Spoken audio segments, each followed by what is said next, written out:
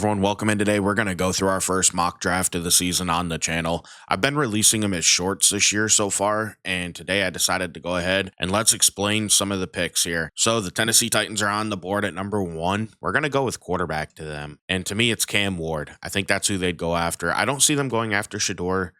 I do like Shador. I think his accuracy is really good. I just don't think that he's worthy of the number 1 overall pick. I just got to be honest with you. Now at pick 2, this is probably going to be pretty unpopular, but I have the Browns passing on a quarterback, and they're going to go Travis Hunter. The main reason I didn't go quarterback here is I think they're going to try to get a veteran to come in and compete with Deshaun Watson. They restructured his contract, and to me, that just signals that he's going to be there next year, which means I think a veteran comes in, competes for the job. I just don't think a rookie quarterback's the right decision for them ultimately, and people may not agree with that, but that is truly how I feel here. Sorry, I'm setting up so that way I can check my monitor here as we go. At number 3, the New York Giants are on the clock, and for them, I went Will Johnson, also having them pass on a quarterback.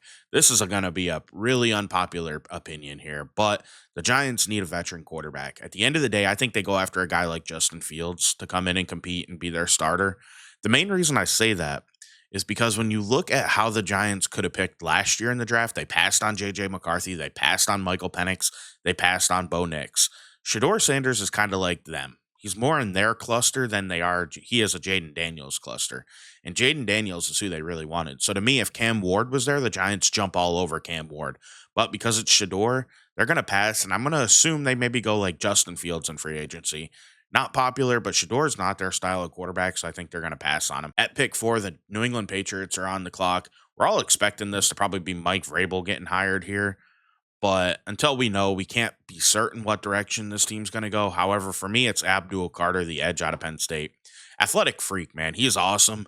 He has a chance to be a blue chip talent in this class and become one of the best players out of this class, and the Patriots just need talent. So for me, it's an easy selection. At pick 5, it's the Jacksonville Jaguars up. And this is kind of a pick that I'm not sure about, but it's a pick I would make. Even though I don't rate him quite as high, I would go Calvin Banks here. I think that even though they played Walker Little at left tackle and they drafted Anton Harrison, I feel like Little could slide into guard. Banks could play guard, be a really good player for him. I just feel like they need help across the O-line if they want Trevor Lawrence to ever succeed. So that's why I go Calvin Banks. I rate him a little bit ahead of Will Campbell, so that's why I went that selection. At pick 6, the Raiders are up, and for me, this is where I think Shador comes off the clock, or off the board. I guess the big thing here with Shador is I don't know how he's going to feel about Antonio Pierce being fired, but Brady's there. There's some connection. He knows Shador. He's known Shador for a while. So I'm going to guess that that just makes it work. I wouldn't take Shador this high. I'm not a hater. It's just he doesn't have that ceiling. I'd take him in the middle of the first round personally. I rate him as probably end of first round, top of second round talent right now at best. And, you know, sometimes quarterbacks get overdrafted. That's just how it works. That leaves the New York Jets on the clock. And for them, I'm going to go Mason Graham to add to the middle of their defense with Quinnen Williams. I think he's a great player. I'd love to see him side by side. Just a really cool pick and somebody who's going to be able to make this team better. They need talent as well. They're not going to get a quarterback. I don't see another QB going this high, so get the best player you can on the board. Up next at pick 8, Tetairoa McMillan is going to end up going to the Panthers. I love Tet. Now, there's some things that I question about his game. I have to watch some more film on him. I'm not going to lie. As people are probably wondering, I don't really have access to all 22. I find some, but I watch whatever I can to be able to get the information on these players, whether it's game copies or the all 22 I can get a hold of. And for Tet McMillan, I need to get a little bit more of that because I do have a few questions about him. However, I'm pretty high on him and I feel really good about him. I tend to like bigger receivers anyway. So I don't know. We'll have to see. I have a little bit more to watch on him, but so far he's one of my favorite players in this class. At pick 9, the New Orleans Saints are on the clock, and for them, they like bigger edge guys, so I'm going to give him Nick Scorton out of Texas A&M. He kind of fits the build, and they don't expect Mickey Loomis to leave, so they're going to keep drafting who they draft. Now at 10, it's Will Campbell going to the Bears.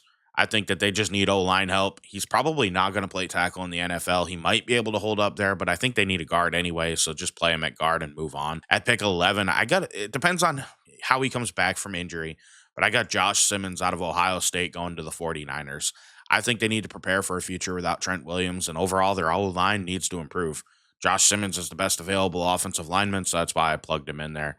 Now at pick 12, the Dallas Cowboys are up, and for them, you can probably expect who I'm going to take here. It's Ashton Jeanty. I'm surprised he fell this far. He's a fantastic player, and, you know, He's going to be a good fit for the Cowboys if he makes it here.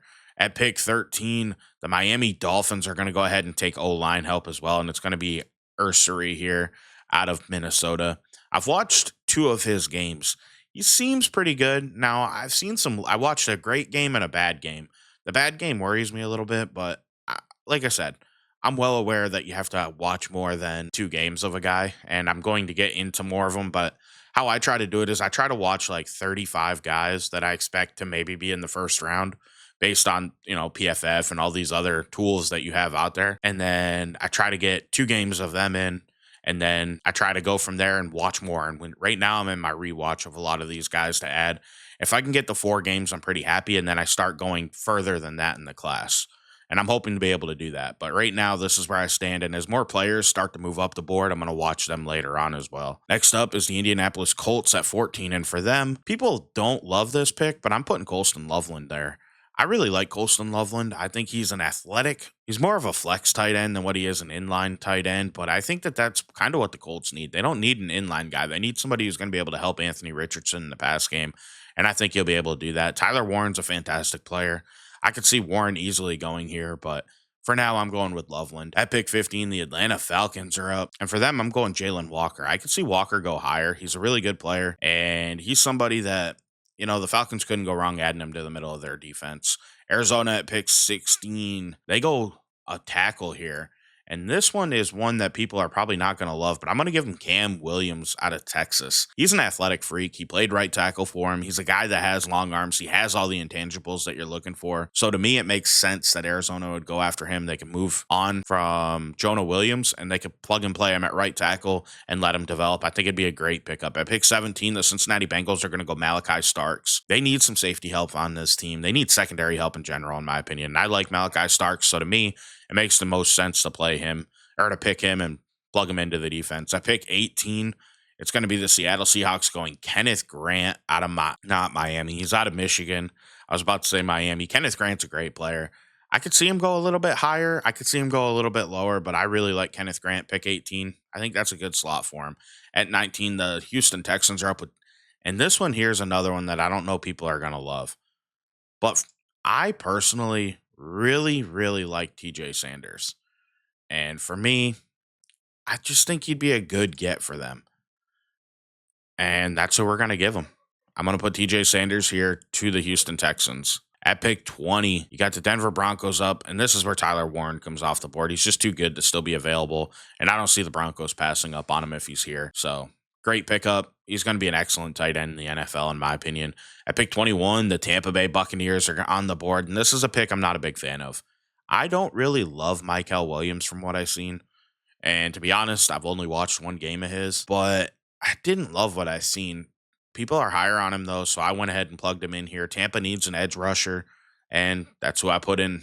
I'm not sure about it, but he's got potential, and I guess that's what the Bucs would be shooting for. At 22, the Pittsburgh Steelers are on the clock. This one isn't a pick that I honestly kind of regret with this mock draft because I couldn't fit Luther Burden in after. I should have given him Luther Burden, but I went Emeka Egbuka.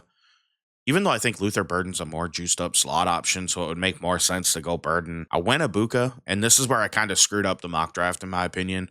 And I didn't draft Luther Burden in the first round. That's not going to happen. It's just simply not going to happen. I think the Chargers take him, even though they really don't need him because Lad McConkey already plays in the slot, and that's where Burden's the best. That's why I passed on him here. Washington's a team I probably should have given him to. However, I decided to go a different direction, and I do regret that. Right here's where I would make the change, but I've already released a mock. So for this week, we're going to say Luther Burden falls out of round 1 for some reason. At pick 23, the Los Angeles Rams are going to go ahead and pick up Benjamin Morrison. Now, this is somebody that I'm not sure he's going to go in round 1. He has a hip injury, and at corner, that's something you really have to worry about. So I'm just not sure how that's going to play out for him. At pick 24, the Green Bay Packers are up on the clock. They don't take receivers in the first round, or else I'd give them Luther Burden in an instant. So I went ahead and gave him Tyleik Williams. He's more of a run defender, but even though I'm a Gator fan, I think he'd be an upgrade, and he could replace Tadaro Slayton or TJ Slayton in the middle of that defense and really help them out. At pick 25, the Chargers went ahead and they get edge help. He's a little of a bit of a bigger guy, but I think Shamar Stewart would be a great get for this team. He can play on the edge. They can move him inside if they need to keep the old guys rushing on the outside. I really like him. He's athletic. He's going to go in the first round. So I gave him to the Chargers at pick 26. It's the Washington Commanders, and I'm going Wyatt Milam here. This is where I probably change it to Luther Burden if I could go back. I didn't look ahead, and I couldn't give the Eagles another receiver. If I would have looked ahead, I probably would have changed this and said Luther Burden needs to be in round one over Wyatt Milam, in my opinion. But like I said, big mistake there. Milam goes off the board. They need help at tackle. That's how I rationalized it. And I think Milam could play tackle. Probably he's played left basically his whole career, but he could play right tackle in the league. At pick 27, the Ravens are on the clock, and they go corner, which I think is a good get. And I like Jahdae Barron, and that's who I'm going to give him. He's played all over the secondary. I think he'd be an excellent get for the Ravens here. At pick 28, the Vikings are on the clock. Who would have thought they were going to pick this late? Let's be honest. I certainly didn't. I'm going to give him another corner as well. And this one depends on the injury. Even though I think ACLs are pretty easy to come back from, it's Siobhan Ravel. I really like the guy. Great player out of ECU, and I think he could have been top 10. Probably top 15 pick if he stayed healthy this year. At pick 29, the Buffalo Bills are on the clock.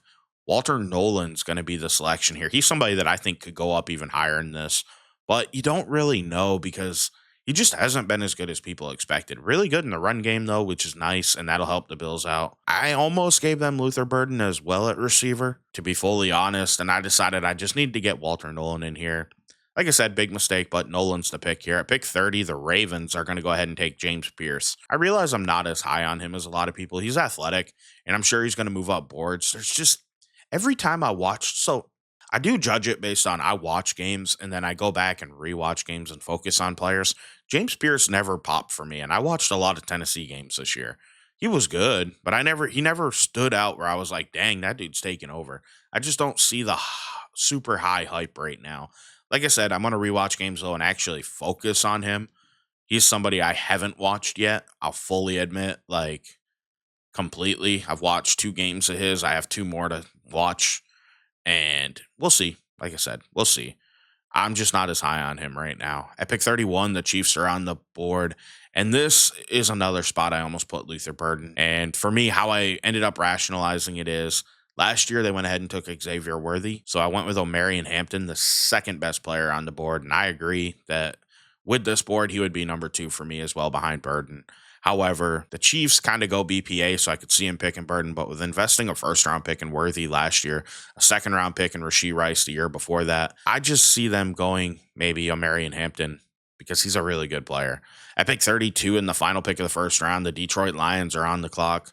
And this is going to be a guy that I'm a little bit higher on, even as a Gator fan. And I kind of dislike him for the way he handled things on the way out. I think he's athletic and bendy, and I think he's somebody that the NFL is going to love, and it's going to be Princely Umami-Ellen out of Ole Miss. Overall, man, I think that I made one big mistake, and that's Luther Burden staying on the board. I'm well aware of that, and I know that that isn't likely to happen. You know, you got to live and learn. Mistakes happen. We're going to be back with more mock drafts each week through the end of the season here because the draft order gets solidified and you can really see how things play out.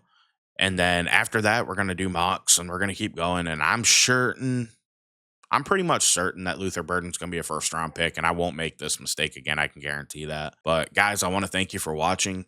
Please like and subscribe. If you want more mock drafts, keep checking out the channel. They're going to be coming out consistently. I do them as a short first, that way I can get feedback and then kind of explain myself later on. Either way, I want to thank you for watching. Please like and subscribe. Have a great day, and I'll catch you in the next one. I'm out.